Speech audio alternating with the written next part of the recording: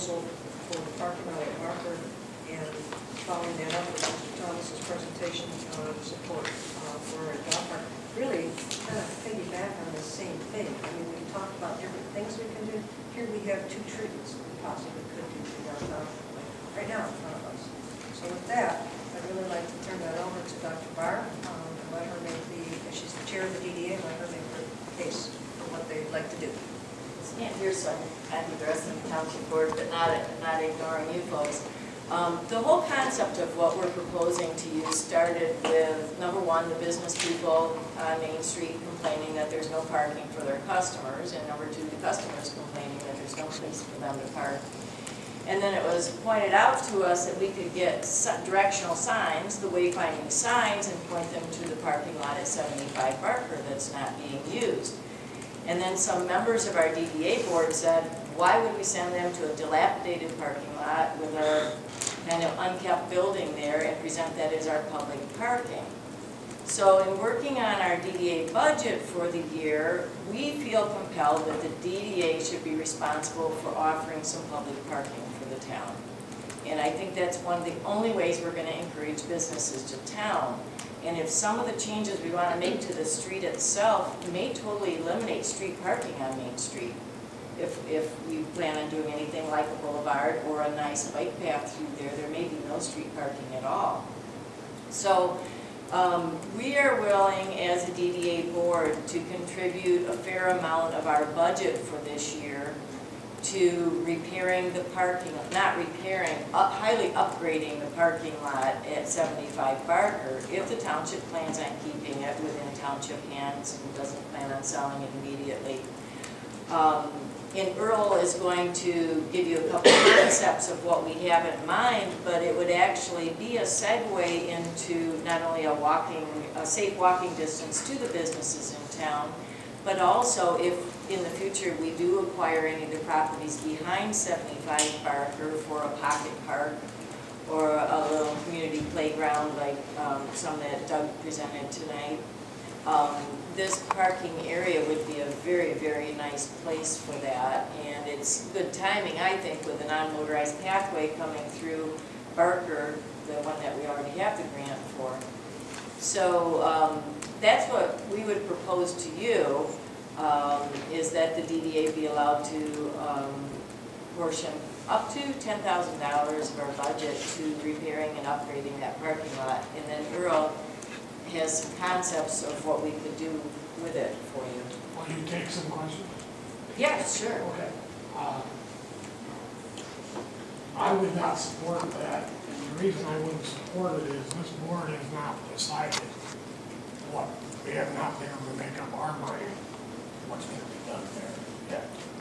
And according to your minutes of your meeting here, it says that with this agreement, that the parking lot would have added restriction for conditional use by DDA. Now, we don't need 9 more board members involved in this parking lot or this property until we decide, when the board decides what's going to happen there. So I would not move for this.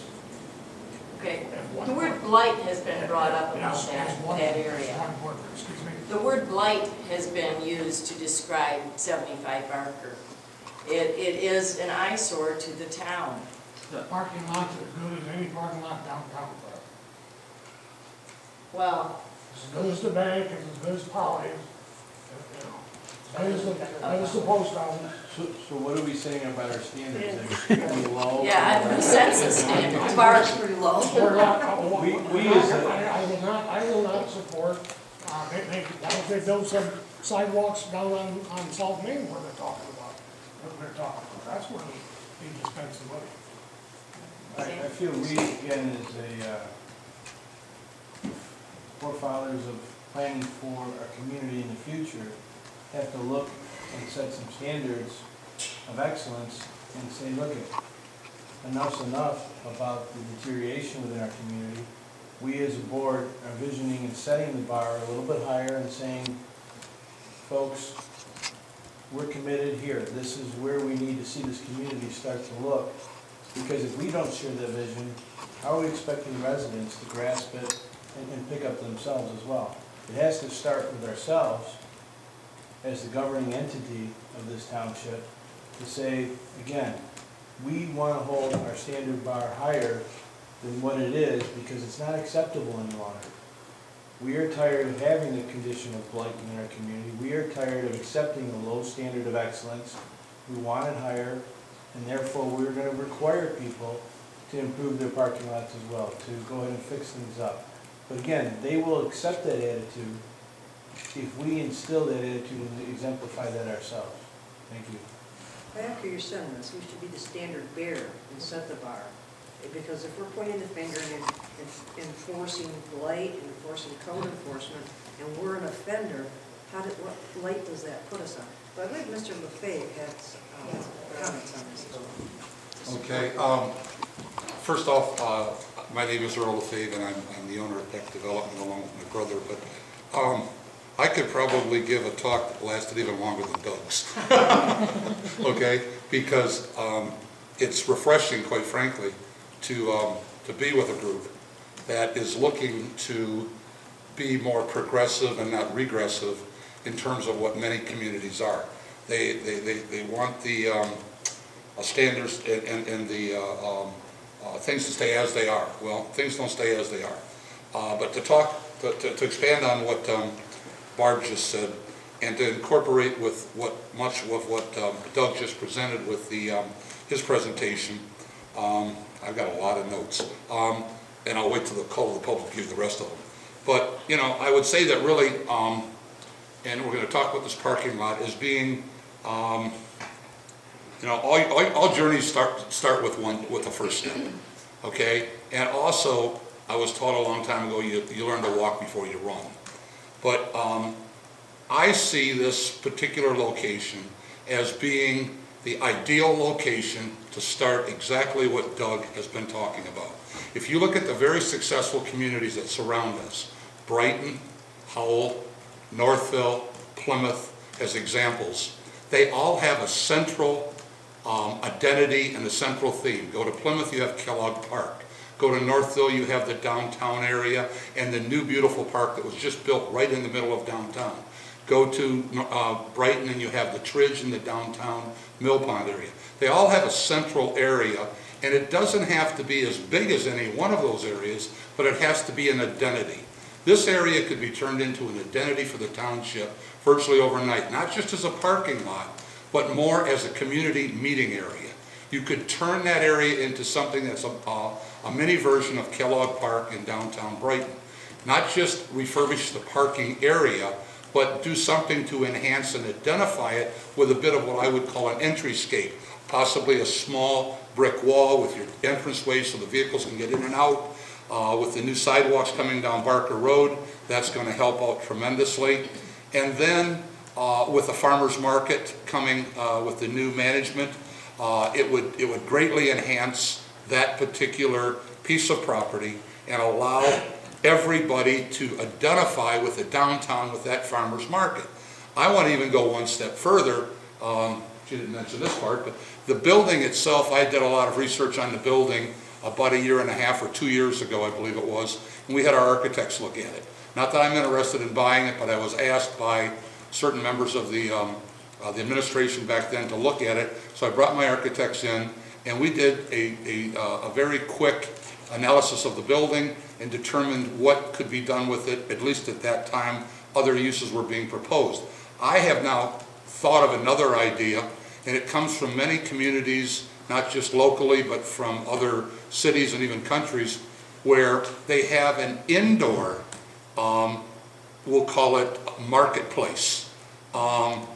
Think of Eastern Market as an example. Eastern Market was always an open air place. Now they've incorporated climate-controlled buildings so that Eastern Market now operates year-round. If you go to the downtown area of Toronto as an example, where they took their waterfront and created all these different pocket parks in the old warehouse buildings, they refurbished them. They didn't modernize them. That was the very eclectic part of what they did there. They just opened the space up, cleaned it up, and then they let all the different artisans come in, and that building, I believe, could be a huge asset to the community, if not today, at some point in time, where you could have individual vendors working out of the inside. The mom and pop, the person, the lady that, or the person that's doing ceramics, the person that's doing knitting work, whatever they could have, they could rent and use space in there. That's just an example of what might be done. But the parking lot and starting it out as an open marketplace, where they would be putting up their tents and their canopies and different things through the summertime, that could be expanded over time. If you look at a lot of these areas, again, going back to Kellogg Park in Plymouth, they have those areas. They have an open pavilion area where they have their farmers market, rain or shine. So if you've got bad weather, you've got an indoor facility there as an example. But to really refurbish that parking lot, to get it to a point where it could be much better in terms of, and aesthetically and visually much better. I think the budget is relatively small that needs to be done to do that. It might be a little more than what Barb was talking about initially, but again, we could look at doing it in phases. But that then becomes part of the placemaking concept that Doug's been talking about. We've now got an identity. That's an area, I can tell you from a developer standpoint, I salivate every time I think of that downtown and what could be done. I've looked for a development potential for 40 years, and I've never found anything like Whitmore Lake, and I'm not blowing hot air here right now to tell you. You have every piece of the puzzle, but it's got to be put together now. And as Doug said, you know, Alpena is the only one, I didn't even realize Alpena had what you have here. You have the water, you have easy access to the expressways, you have utilities, you have everything that are all the pieces of the puzzle. All you have to do now is begin to start to put them together.